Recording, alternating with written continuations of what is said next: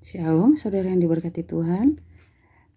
Hari ini kita bertemu kembali di hari yang indah yang sudah Tuhan berikan bagi setiap kita. Hari ini kita akan kembali meneruskan pembacaan firman kita yang sudah kita baca. Dan hari ini kita akan membaca dari kitab Kejadian pasalnya yang kelima ayat 1 sampai selesai dan pasal 6 ayat 1 sampai selesai. Jadi hari ini ada 2 pasal kembali. Sebelum kita membaca Alkitab, mari kita berdoa. Kami bersyukur untuk hari ini Tuhan. Tuhan mau tuntun kami menyelesaikan setiap apapun yang menjadi tanggung jawab kami. Tuhan sudah lindungi dan sertai. Saatnya kami akan dengar firman Tuhan. Biarlah Tuhan menyuci kuduskan setiap hati kami.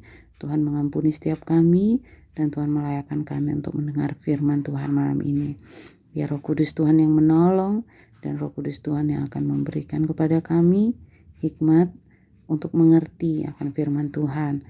Dalam nama Yesus kami bersyukur. Kitab Kejadian pasalnya yang kelima dengan perikop garis keturunan Set. Inilah catatan silsilah Adam pada hari Elohim menciptakan manusia. Dia telah membuatnya serupa dengan Elohim. Dia menciptakan mereka laki-laki dan perempuan, dan pada hari mereka diciptakan, Elohim memberkati mereka dan menyebut mereka manusia. Setelah Adam hidup 130 tahun, ia memperanakan seorang anak laki-laki yang serupa dengan citra dirinya, lalu diberi nama Set. Setelah memperanakan Set, Adam masih hidup 800 tahun, dan ia memperanakan lagi anak-anak lelaki dan perempuan. Jadi umur Adam adalah 930 tahun, kemudian dia mati. Set hidup 105 tahun dan ia memperanakan Enos. Setelah memperanakan Enos, Set masih hidup 807 tahun dan ia memperanakan lagi anak-anak lelaki dan perempuan. Jadi umur Set adalah 912 tahun dan kemudian ia mati. Enos hidup 90 tahun dan ia memperanakan Kenan. Setelah memperanakan Kenan, Enos masih hidup 815 tahun dan ia memperanakan lagi anak-anak lelaki dan perempuan. Jadi umur Enos adalah 905 tahun, kemudian ia mati. Kenan hidup 70 tahun dan dia memperanakan Mahalalel. Setelah memperanakan Mahalalel, Kenan masih hidup 840 tahun dan ia memperanakan lagi anak-anak laki-laki dan perempuan. Jadi umur Kenan adalah 910 tahun, kemudian ia mati. Mahalalel hidup 65 tahun dan ia memperanakan Yared. Setelah memperanakan Yared, Mahalalel masih hidup 830 tahun dan dia memperanakan lagi anak-anak laki dan perempuan. Jadi umur Mahalalel adalah 895 tahun, kemudian ia mati. Yared hidup 162 tahun dan dia memperanakan Henok. Setelah memperanakan Henok, Yared masih hidup 800 tahun dan dia memperanakan lagi anak-anak lelaki dan perempuan. Jadi umur Yared adalah 962 tahun, kemudian ia mati. Henok hidup 65 tahun dan dia memperanakan Metusala. Setelah memperanakan Metusala, Henok berjalan dengan Elohim 300 tahun dan ia memperanakan lagi anak-anak lelaki dan perempuan. Jadi umur Henok adalah 365 tahun. Henok berjalan dengan Elohim, kemudian ia tidak ada lagi karena Elohim telah mengangkatnya. Metusala hidup 187 tahun dan dia memperanakan Lamek. Setelah memperanakan Lamek, Metusala masih hidup 782 tahun dan dia memperanakan lagi anak-anak lelaki dan perempuan. Jadi umur Metusala adalah 969 tahun, kemudian dia mati.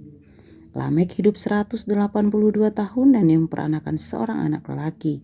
Dia menamainya Nuh dan berkata, anak ini akan memberi penghiburan dalam pekerjaan dan jerih kita di tanah yang telah dikutuk Yahweh ini. Setelah memperanakan Nuh, Lamek masih hidup 595 tahun dan dia memperanakan lagi anak-anak lelaki dan perempuan. Jadi umur Lamek adalah 777 tahun, kemudian dia mati. Nuh hidup 500 tahun. Dia memperanakan Sem, Ham, dan Yafet. Pasalnya yang ke-6, anak-anak Elohim dan anak-anak manusia. Ketika manusia di muka bumi mulai bertambah banyak dan anak-anak perempuan telah lahir bagi mereka, lalu anak-anak Elohim melihat bahwa anak-anak perempuan manusia itu cantik, maka mereka itu dipilih dan dijadikan istri. Yahweh berfirman, "Rohku tidak akan selamanya tinggal dalam manusia, karena mereka adalah manusia jasmani yang umurnya akan sampai 120 tahun saja." Pada waktu itu, para raksasa telah ada di bumi. Juga pada waktu sesudahnya, ketika anak-anak Elohim menghampiri anak-anak perempuan manusia, maka lahirlah bagi mereka anak-anak yang menjadi orang-orang perkasa dan ternama. Ketika Yahweh melihat bahwa kejahatan manusia begitu besar di bumi, dan angan-angan mereka terus-menerus memikirkan hal yang jahat sepanjang hari, maka hal itu mengecewakan Yahweh, bahwa Dia telah menjadikan manusia di bumi, dan itu telah memilukan hatinya. Dan Yahweh berfirman, "Aku akan melenyapkan manusia yang telah kuciptakan itu dari muka bumi, dari manusia sampai ternak, binatang yang merayap, dan burung-burung di udara, karena semuanya mengecewakan aku yang telah menjadikannya." Namun Nuh mendapat anugerah di mata Yahweh. Inilah silsilah Nuh. Nuh adalah seorang yang benar. Ia tidak bercela di antara orang-orang yang hidup sezaman dengannya. Nuh hidup berjalan dengan Elohim.